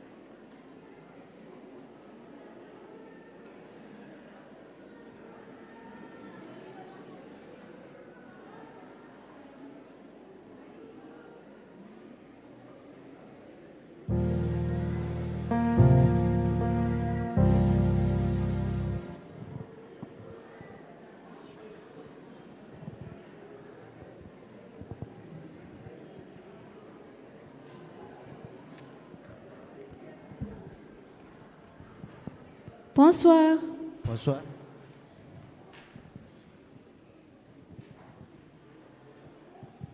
Fananinina ianao? Tsy mila ny sermonina anao mihitsy aloha za zao andana mandeha. Fa maninona ho aho? Voroka e. Dia tsy mila memenina anao fa andana mandeha any. Zay ataonao atao. Zao ary ezahantsika eny aloha ny dépense mandritra ny mahitanao asa fa minkoa fa misy tahirany amin'ny banky afaka alianao. Fa mivola tany amin'ny banky moa tsy efa nomenao anirmanina tany daholo. Efa naverin'ny zareo taty amiko ny vola fa mbola tsy niteneniko anao sady mbola tsy niverseko tany amin'ny banky akory. Ka nanaveriny ary zany tsy ampy ny karamako iray volana akory. Ka inona raha no teneniko eo e? Tsy ary eo? Tsy ary? Ndao ary andeha.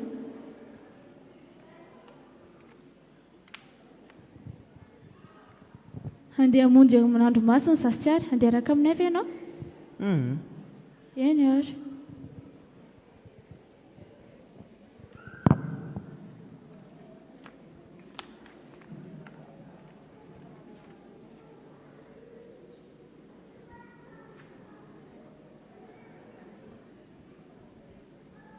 Aniza koa ary reto.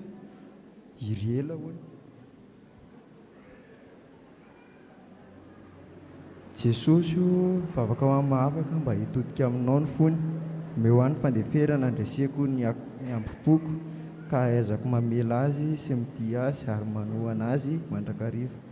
Amin'ny toera ao am-pony ny fitiavanao ahaizany mitia azy tiary. Mamindrafo aminy Jesosy io ary tahio izy Jesosy amin'izay rehetra ataony sy izay rehetra alihany. Ataovy iray mpianakaviana mendrika araka ny sitraponao izy.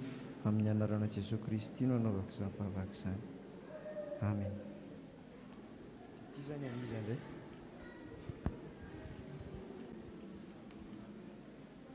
Antiary. Andriamanitro, ampio ny ray aman-dreniko hifankaty ka tsy hiaty sy hifamela foana. Hifamaly foana. Malahelo be ary efa miady zareo. Ampio mba azoky hianatra tsara sy hay tsara any am-pianarana. Tareo amin'ny alalan'ny fanenao masina mba azoto hivavaka aminao sy hamaly baiboly isanandro. Amen.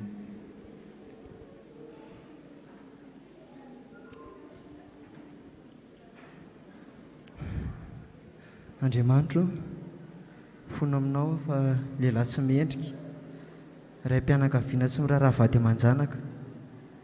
Mamela ny eloko Andriamanitro. Amen.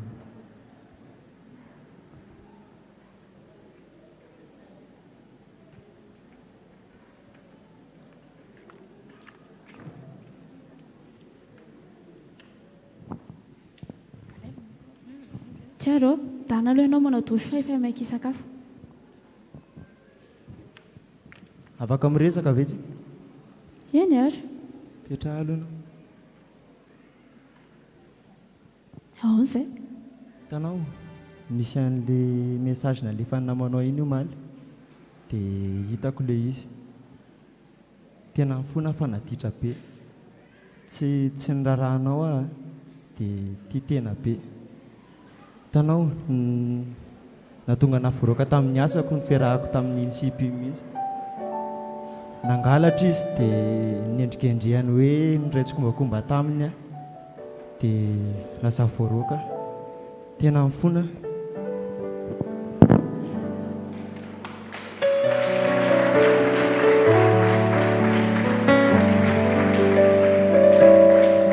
Satria vatika ianao dia tiako ianao ary manadidy hivavaka ho anao tsy mitana lelo aminao mihitsy fa zao tsarovy fa rehefa manao fahadisoana kanefa miverina bebaka amin'Andriamanitra dia efa zava-dehibe izay. Tsangana mitsaina. Tiara.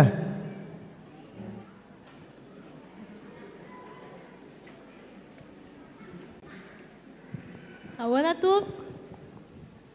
Tena zafady eky fa naditra be dada.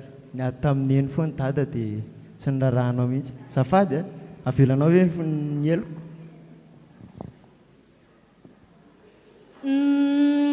Raha ohatra hoe manaiky araka aminay sy neny sy madame Josie any am-piangonana ny dada raha pitso hamonjy Pasika hariva dia manaiky ny azafadiny dada. Fa inona nefa nataonao amin'izany? Surprise izany fa rehefa tonga any dada mahita anazy e. Ay, mandeha asa. Ok. Dao aloha sika hariva araka ivavaka.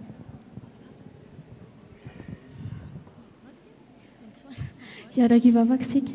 Ry Andriamanitra reneo, misaotra anao fa tafavory eto indray izahay miara-mivavaka aminao.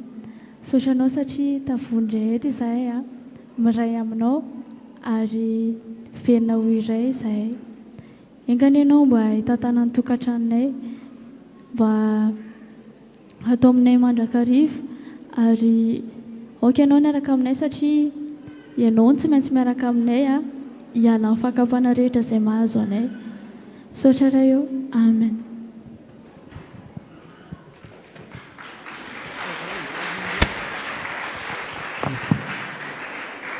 Araka ny hitantsika teo ry havana dia tantarany tokantrano mahafaka sy ry ela ary ty ary zanany no narahantsika teo. Tao anatin'ny fangejany Satany mahafaka dia nanao izay ditra mety hoe azony eritreretina rehetra izy, kanefa rehefa naniraka ny Josie Andriamanitra dia afaka tamin'izany ngejany Satany izany i mahafaka sy ny tokantrano.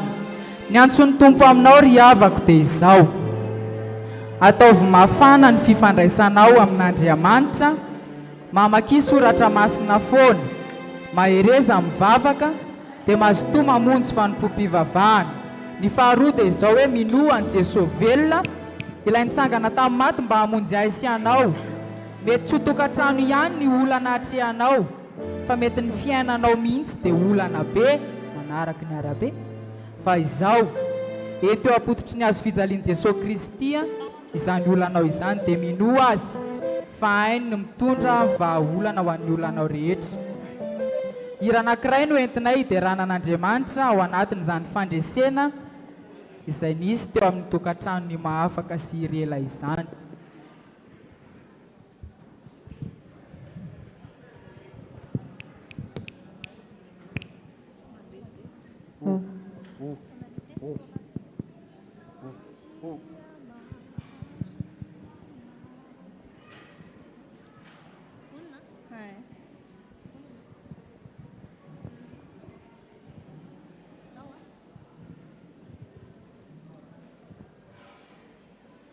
Andriama nitra magaga ny zavatra nataony tananao, ny kintana sy kutrokoranandro nampiseo anao ny herinao. Mideranao Andriamanitro, faleibe, faleibe, faleibe. Mideranao Andriamanitro, Andriamanitro, faleibe,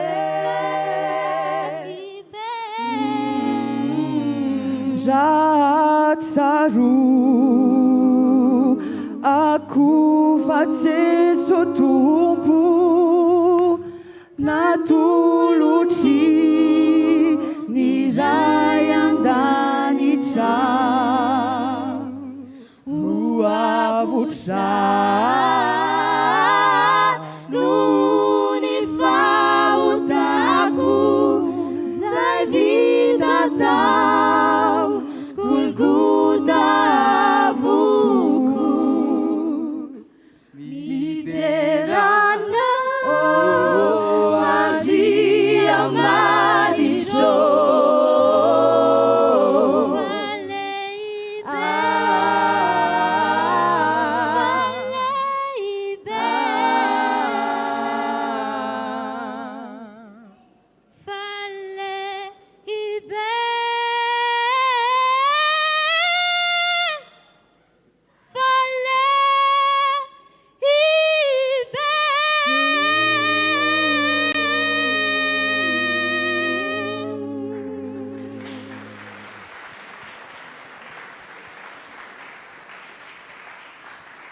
misy rindrany moa zany filazan'izany sa 5 rindra 5 rindra ndao ary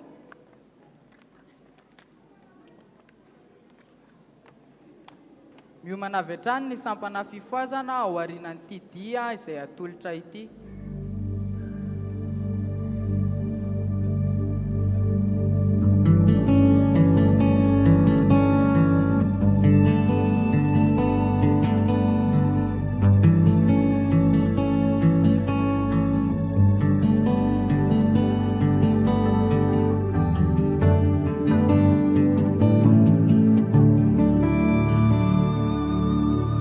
Manupini mas quantedrumu ichao aviaizamu ni famu tena nilai panzakani funinaija nanduni vidini buai nyusija tau Kalvari inirano ini leniaretanao ilaya zufizalini dimafitaminao fayanao irerian yanoyan nunavitiza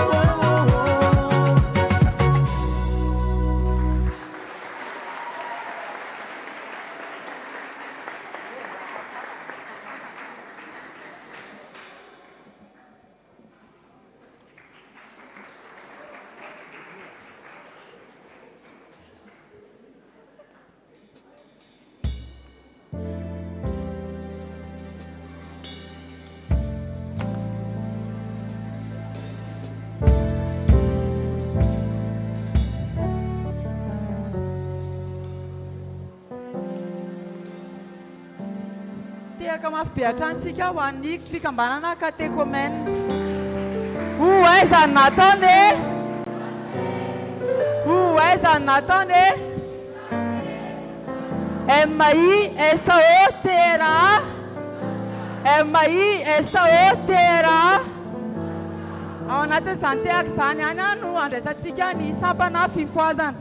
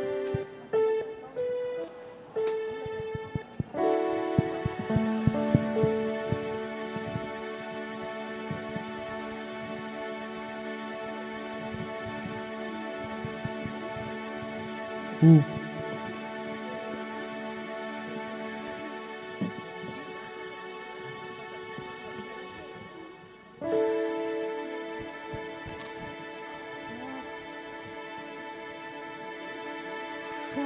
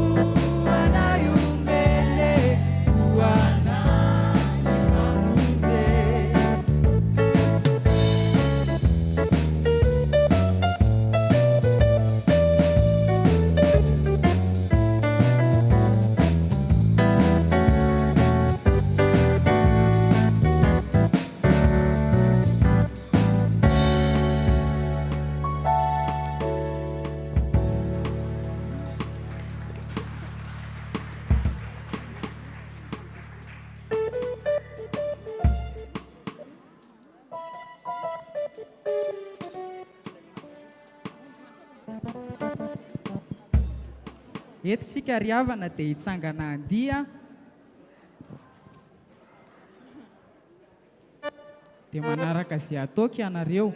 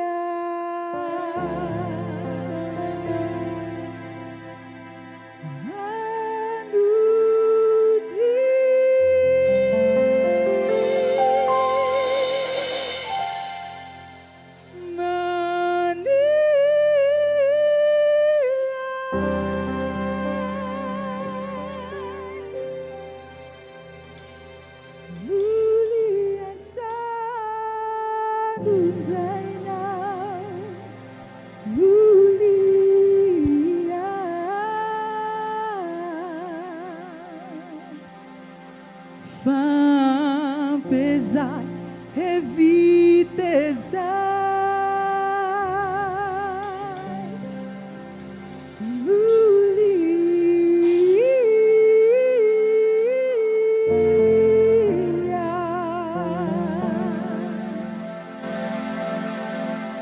Tsangantsika ary.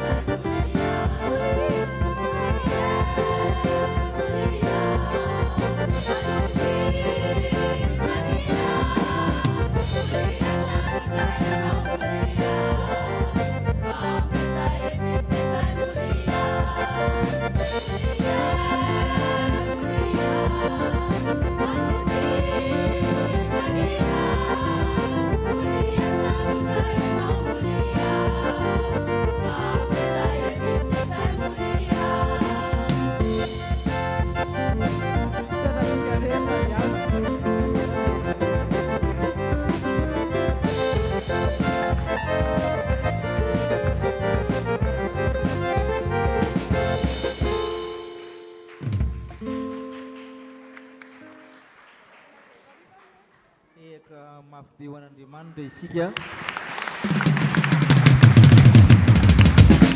Misaotra ny tompontsika 70 androntsika nanao ny karema, fibebahana, fifadinkanina, fiforetana, fanarinany ratsy rehetra, niditrytsika tamin'ny herinandro masina, fampianarana, fanetretena, fahorian'i Kristy.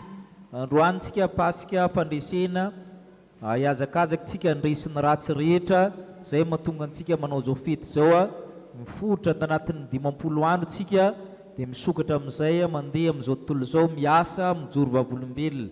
Tehaka mafy betsika ho an'izay fandresena izay. Mitsangana isika hivavaka.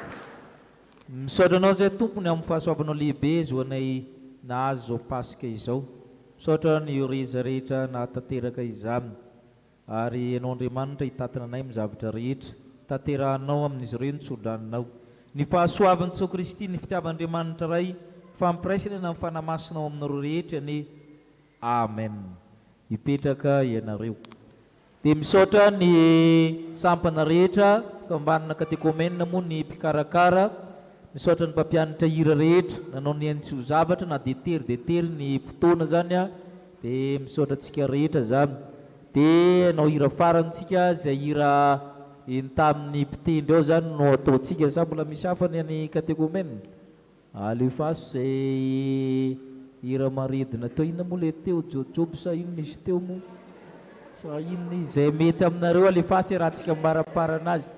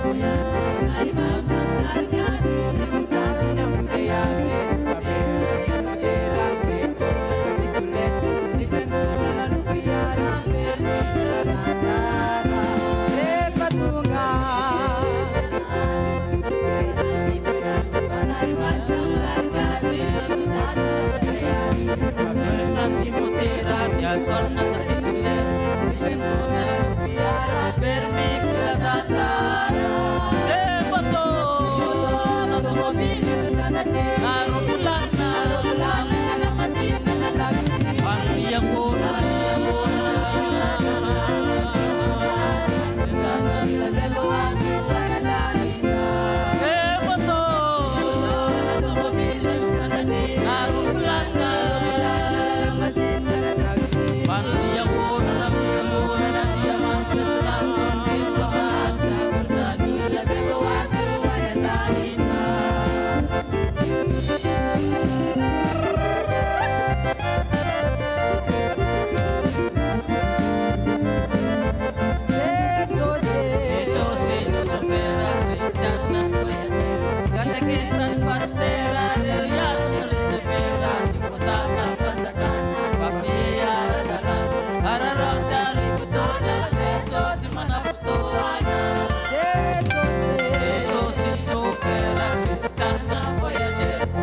orquestras pastera reo ihany resevera fikosaka fanjakana papier ara-dalàna manjoty ny fotoana leso tsy mana fotoana je moto tsy motoana tomobily sanatry rokolana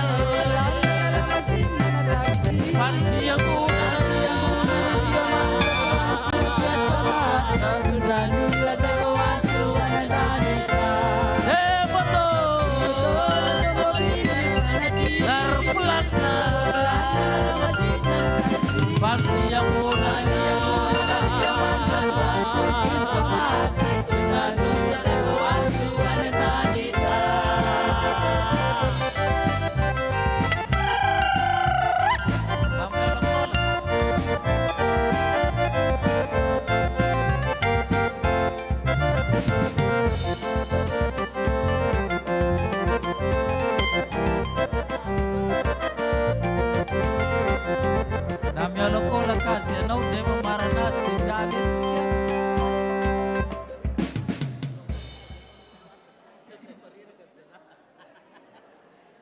tehaka mafipiaritsika e.